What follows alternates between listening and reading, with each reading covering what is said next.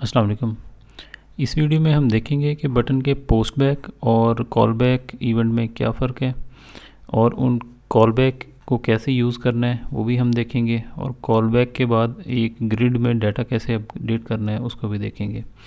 तो इसमें कुछ इम्पोर्टेंट चीज़ें बीच में मैं स्टेप बाय स्टेप बताऊंगा, तो उनको बड़े गौर से देखना है ताकि जो कॉल बैक है उसको प्रॉपरली यूज़ किया जा सके और पोस्ट बैक और उसको थोड़ा सा डिफरेंट रखा जाए और आपस में उनका कन्फ्लिक्ट ना होना। तो जैसा कि अभी एक इशू रिपोर्ट हुआ था कि रिफ़्रेश जब पेज को करते हैं तो वैल्यूज़ सेव हो जाती हैं, तो वो दोबारा से पोस्ट हो जाती हैं, तो वो पोस्ट बैक में होता है। उसको हम अभी डीपली देखते हैं। अच्छा, ये मैंने एक फॉर्म लेआउट पहले से एक डिज़ाइन किया हुआ है, इसी को हम देख लेते हैं। इसमें देखें आप, employ, training topic, start date, end date, city, fee, ये सारे फील्ड्स आ रहे हैं हमारे, और इनके साथ डाटा सोर्सेज भी लिंक हुए हुए हैं। ठीक है, अब सबसे पहले हम एक बटन को देखते हैं। ये हमारे पास एक बटन है ऐड न्यू ट्रेनिंग का। तो हमारी रिक्वायरमेंट ये है कि जब यूज़र इन टेक्स्ट बॉक्सेस में अपनी वैल्यूज़ एंटर कर ले, ऐड न्यू ट्रेनिंग पे क्लिक करें तो हमारा डेटाबेस में डाटा सेव हो जाए। तो अब इसमें जो इसका डिफ़ॉल्ट इवेंट होता है, अगर आप इस बटन पे डबल क्लिक करें तो इसका कोड भी ओपन हो जाएगा। अब देखें, ये कोड भी ओपन हो जाएगा। इसमें इसने खुद से एक क्लिक इवेंट क्रिएट कर दिया है। ठीक है, ये देखें, btn submit डॉट क्लिक, ये इसका क्लिक इवेंट है। अब ये इवेंट जो है ना, ये इसका पोस्ट बैक इवेंट कहलाता है। यानी कि जब भी आप बटन पे क्लिक करेंगे तो पेज रिफ़्रेश होगा पूरा, और ये इवेंट एग्जीक्यूट होगा सर्वर साइड पे, और फिर आपको रिज़ल्ट क्लाइंट साइड पे दोबारा से मिलेंगे। इस इवेंट का ड्रॉबैक यही है कि वो वैल्यूज़ जो हैं आपकी ब्राउज़र में वो सेव हो जाती हैं, और जब आप नेक्स्ट टाइम पोस्ट बैक के बाद अगर आप क्लियर नहीं करवाते और रिफ़्रेश कर देते हैं तो वो दोबारा से कमांड आपकी चली जाती है। तो ये एक बेटर अप्रोच नहीं है। इसमें बेहतर ये है कि आप कॉल बैक यूज़ करें। कॉल बैक क्या होता है कि आप एक क्लिक इवेंट पे पोस्ट बैक को डिसेबल कर देते हैं। पोस्ट बैक डिसेबल कैसे करना है, आप इसके एरो पे क्लिक करें, यहाँ पे ये ऑटो पोस्ट बैक आ रहा है, ये डिफ़ॉल्ट पे इनेबल होता है, इसको आप अनचेक कर देंगे। ठीक है, ऑटो पोस्ट बैक आपने इसका डिसेबल करना है। और दूसरा काम आपने क्या करना है, इसका एक और प्रॉपर्टी है यूज़ सबमिट बिहेवियर, इसको फॉल्स कर देना है, ये डिफ़ॉल्ट पे ट्रू है। अब ये यूज़ सबमिट बिहेवियर क्या करता है कि जब आपका यूज़र डाटा एंट्री कर रहा है और वो किसी पॉइंट पे एंटर प्रेस कर देता है, तो एंटर प्रेस करने पे वो आप उसको कह रहे हैं कि डिफ़ॉल्ट बटन जो है ना वो ये कमांड एग्जीक्यूट कर दे एंटर की। तो अक्सर ये होता है कि वो एक कुछ काम कर रहा है और एंटर प्रेस कर देता है, तो बटन की कमांड एग्जीक्यूट हो जाती है, आपका डाटा सबमिट हो जाता है। तो इसलिए आप इसको सबमिट बिहेवियर को फॉल्स कर दें ताकि इस एंटर पे कोई एक्शन ना हो आपका। तो इसको भी आप फॉल्स कर दिया करें। अच्छा, अब नेक्स्ट पे आ जाते हैं कॉल बैक पे। अब हम चाह रहे हैं कि अब हमने डाटा तो सेव करवाना है, तो वो करवाना है हमने कॉल बैक के थ्रू। तो उसके लिए होता है कि आप टूल बॉक्स में आए, ठीक है, यहाँ पे कॉल बैक सर्च करें, ये आ रहा है AXPX कॉल बैक, इसको आप ड्रैग करके यहाँ पे ऐड कर लेंगे। ये ऑलरेडी ऐड हुआ हुआ है, मैंने इसलिए इसको दोबारा नहीं करा। तो यहाँ पे आप इसको यूज़ कर सकते, बल्कि एक मैं टेस्ट आपको दिखा देता हूँ करके। मैं एक और ड्रैग करता हूँ यहाँ पे, ठीक है, AXPX कॉल बैक 2 आ गया। इसके सोर्स में चले जाते हैं, ये सिलेक्टेड है। आप सबसे पहले इसके आईडी कॉपी करें। अब ये स्टेप्स आपने याद रखने हैं। सबसे पहले आप इसका क्लाइंट इंस्टेंस नेम सेट करेंगे, क्योंकि आपने इसको क्लाइंट साइड पे कोड में यूज़ करना है, तो इसका नेम लाजमी सेट करना है, इसके बगैर आपका ये कॉल बैक यूज़ नहीं होगा।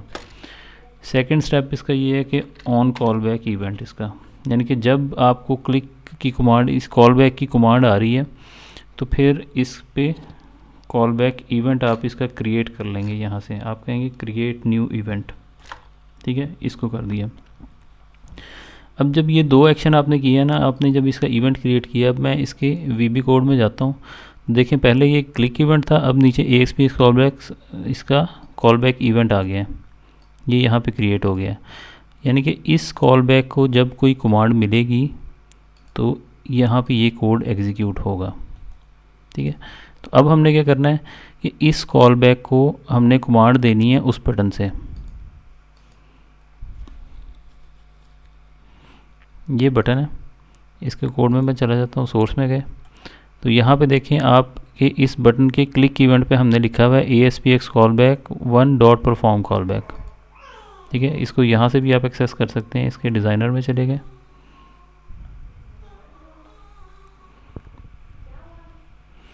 डिज़ाइनर में जाते हैं आप, इसके क्लिक में यहाँ पे लिख देते हैं कि कॉल बैक का नेम, ये जो हमने क्लाइंट इंस्टेंस नेम सेट किया था ये वो नेम आएगा। डॉट के बाद आप लिखेंगे परफॉर्म कॉल बैक। अच्छा, इसमें स्पेलिंग्स का आपने ख़ास ख्याल रखना है, ये कैपिटल और स्मॉल, अगर ये P स्मॉल होगा तो ये एग्जीक्यूट नहीं होगा, C स्मॉल होगा तो एग्जीक्यूट नहीं होगा। आपने इसी तरह इसको लिखना है, यानी कि क्लाइंट इंस्टेंस नेम डॉट आगे ये एग्जैक्ट यही होगा, परफॉर्म कॉल बैक। तो अब क्या होगा, ये उस बटन के क्लिक इवेंट पे, क्लाइंट साइड के क्लिक इवेंट पे आपने दे दिया है कि उस कॉल बैक को कॉल बैक एग्जीक्यूट करें। तो ये कॉल बैक 1 है, हमने अभी टेस्ट के तौर पे कॉल बैक 2 बनाया था, मैं 1 को ही अब देख रहा हूँ। ये मैंने 1 का कॉल बैक एग्जीक्यूट करवाया। इस कॉल बैक पे चले जाते हैं, ठीक है, और इसका अब हम देख लेते हैं सोर्स कोड। ये है कॉल बैक 1 का सोर्स कोड जो VB कोड है।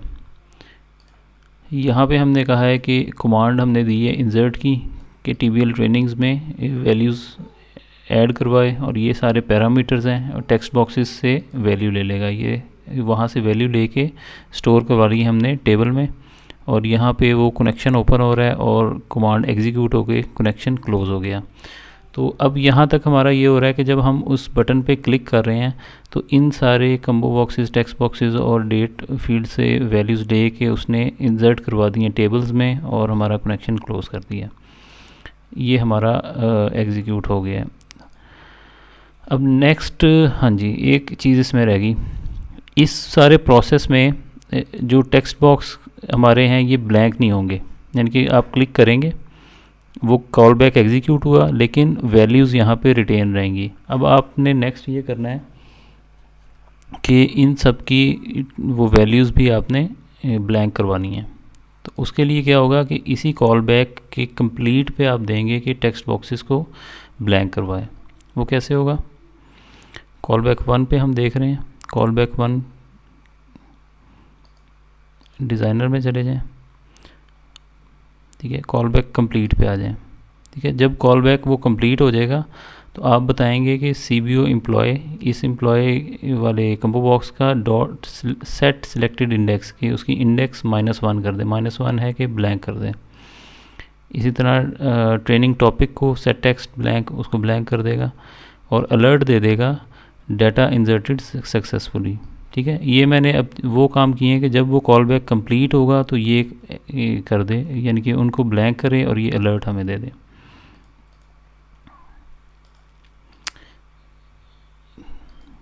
इस स्टेज तक हमारा अभी ये काम कंप्लीट हुआ है कि इस बटन को प्रेस करने पे एक कॉल बैक एग्जीक्यूट होगा, डाटा सेव होगा और वैल्यूज़ ब्लैंक हो जाएंगी।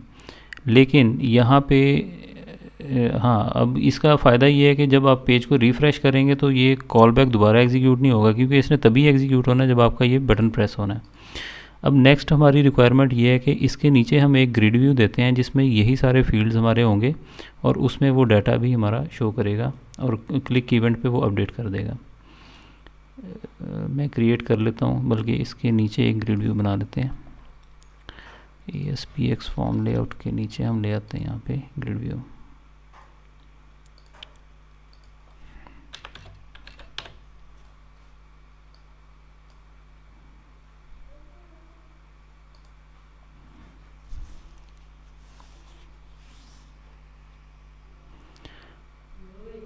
ठीक है, ये ग्रिड व्यू आ गया, लेकिन इस ग्रिड व्यू के साथ हमें एक SQL का डाटा सोर्स भी चाहिए।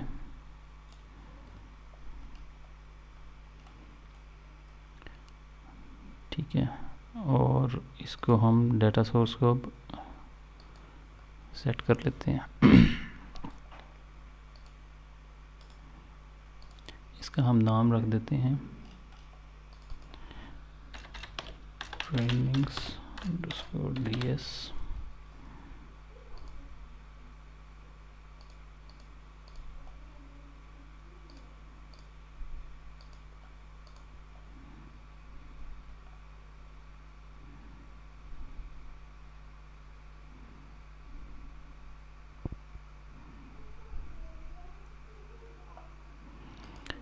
यहाँ से हम सेलेक्ट कर लेते हैं अपना TVL ट्रेनिंग्स, ठीक है, ये तमाम फील्ड्स आ जाएंगे। इसका डाटा सोर्स सेलेक्ट कर लें, ट्रेनिंग्स TS, ठीक है। इसकी मैं अभी, क्योंकि हम टेस्ट कर रहे हैं तो फॉर्मेटिंग नहीं करते, इसको क्विकली हम आगे लेके चलते हैं। फॉर्मेटिंग ऑलरेडी आपको पता है कैसे करनी है। इस पे आप अब इसका क्लाइंट साइड इवेंट सेट कर लें। ये मैं इस क्लाइंट साइड नेम इसका, सॉरी, इसका आईडी कॉपी करता हूँ, क्लाइंट इंस्टेंस नेम इसका सेट कर लिया।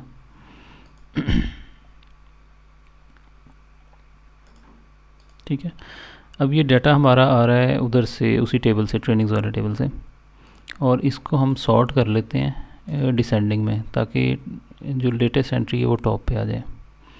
तो फीचर ब्राउज़र में चले जाएंगे, सॉर्टिंग में कॉलम्स में चले गए, यहाँ पे आप सॉर्टिंग कर देते हैं हम इसकी आईडी पे, क्योंकि आईडी असेंडिंग में जा रही है, इसको डिसेंडिंग कर देते हैं ताकि लेटेस्ट एंट्री हमारी टॉप पे आ जाए। ठीक है, अब इस केस में क्या होगा, अभी तक जो मैंने काम किया है कि आप जब क्लिक करेंगे डाटा एंटर हुआ, लेकिन इसको रिफ़्रेश नहीं कर रहा यहाँ पे अभी। ठीक है, यहाँ पे डाटा तभी नज़र आएगा जब आप पेज रिफ़्रेश करेंगे। हम चाह रहे हैं कि कॉल बैक कंप्लीट पे इसको रिफ़्रेश करें। तो अब हमने इसका जो क्लाइंट इंस्टेंस नेम दिया है, इसको क्लिक करें, इसको कॉपी करें, और कॉल बैक जो हमारा एग्जीक्यूट हुआ है कॉल बैक 1 है, इसके डिज़ाइनर में चले जाएं। कॉल बैक कंप्लीट पे हम यहाँ पे कह देते हैं, अलर्ट से पहले इसको दे देते हैं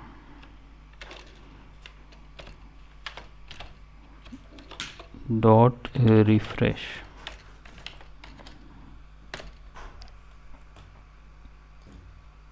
ठीक है, अब हम इसको रन करके देखते हैं कि इसमें कोई चीज़ मिस तो नहीं होगी।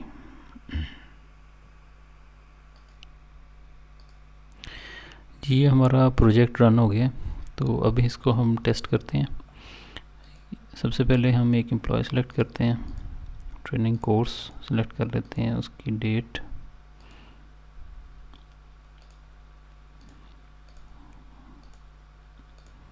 ठीक है, सिटी फी। अब ऐड न्यू ट्रेनिंग जैसे ही करेंगे, ये एक मैसेज बॉक्स आया, डाटा इंसर्टेड सक्सेसफुली, क्योंकि हमने ये दिया था वहाँ पे। ओके किया, ओके करने के बाद ये हमारा रिकॉर्ड 28 नंबर अपडेट हो गया है। ठीक है, अच्छा, अब इस केस में कॉल बैक में देखेंगे आपका पूरा पेज रिफ़्रेश नहीं होता। ठीक है, जो आप एग्जीक्यूट कर रहे हैं वो सिर्फ वही कमांड एग्जीक्यूट होती है, और जो एक्शन आपने उसको बताए हैं कॉल बैक कंप्लीट पे वो होते हैं, यानी कि आपका पूरा पेज रीलोड नहीं होता। तो ये बड़ी एक क्लीन अप्रोच है, प्रोफेशनल है, तो बेहतर है कि आप कॉल बैक यूज़ किया करें। तो दूसरा इसमें अब देखें कि हमने सिर्फ दो एम्प्लॉय टेक्स्ट के कम्बो बॉक्स को और ट्रेनिंग के टेक्स्ट बॉक्स को ही कमांड दी थी कि इनको ब्लैंक करें, बाकी आपके ब्लैंक नहीं हुए, ऑलरेडी सिलेक्टेड हैं। तो ये आप अपनी मर्ज़ी से दे सकते हैं, सारे ब्लैंक करवाने हैं, या कुछ अक्सर जगहों पे ज़रूरत पेश आती है कि आप यूज़र डाटा एंट्री कर रहे हैं और वो कुछ रिटेन करवाना चाहता है, तो उस केस में ये है कि ये वैल्यूज़ एज़ इट इज़ रहेंगी। नेक्स्ट आपने एंट्री करनी है, दोबारा से आपने सेलेक्ट किया यही ट्रेनिंग टॉपिक, या अक्सर ये भी होता है ना कि एक ही ट्रेनिंग पे 10 लोग गए हैं, जस्ट नाम चेंज करता जाए, बाकी यही रिटेन रहे, और वो ऐड न्यू ट्रेनिंग करता जाएगा, तो ये नीचे ऐड होती जाएंगी। मैं इसका मैसेज बॉक्स अभी फ़िलहाल टेम्परेरीली ख़त्म कर देता हूँ। ठीक है,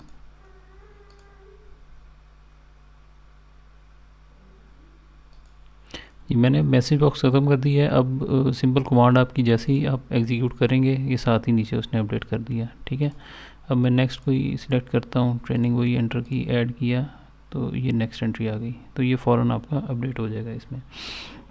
अच्छा, अब एक इसमें क्वेश्चन होता है जो मैं अभी तक पिछली वीडियोज़ में कवर नहीं कर सका, वो ये होता है कि आपकी स्टार्ट डेट को आपने नल कैसे करना है। ठीक है, इसके सिंटेक्स भी आप देख लें। जिस तरह जो आपका कम्बो बॉक्स है उसको नल करने के लिए आपने ये कमांड देनी होती है, सेट सिलेक्टेड इंडेक्स -1।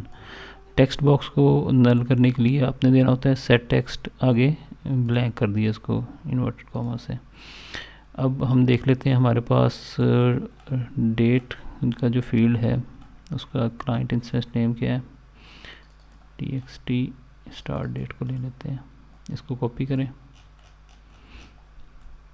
यहाँ पे हम दे देते हैं txt स्टार्ट डेट डॉट, इसकी हम सेट करेंगे वैल्यू और यहाँ पे दे देंगे हम नल।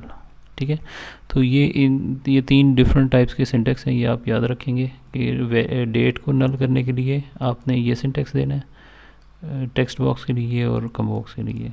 ठीक है, इसको टेस्ट कर लेते हैं हम सेव करके।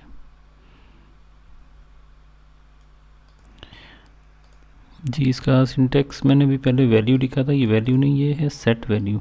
ठीक है, खाली वैल्यू नहीं लिखा है, इसका जब भी करना है सेट वैल्यू या सेट टेक्स्ट होता है, तो यहाँ पे सेट वैल्यू नल कर देंगे तो ये नल हो जाएगा। इसको टेस्ट कर लेते हैं। अभी हमने ये कोई भी उसी तरह दोबारा एंट्री कर लेते हैं इसमें, ये डेट दी, सिटी फी। अब जैसे ही हम ऐड करेंगे देखें अब इसने स्टार्ट डेट को भी नल कर दिया और ये नीचे हमारा रिकॉर्ड अपडेट हो गया। ठीक है, अब मज़ीद इसमें कोई क्यूरी हो तो आप क्वेश्चन कीजिएगा। थैंक यू, अल्लाह हाफिज़।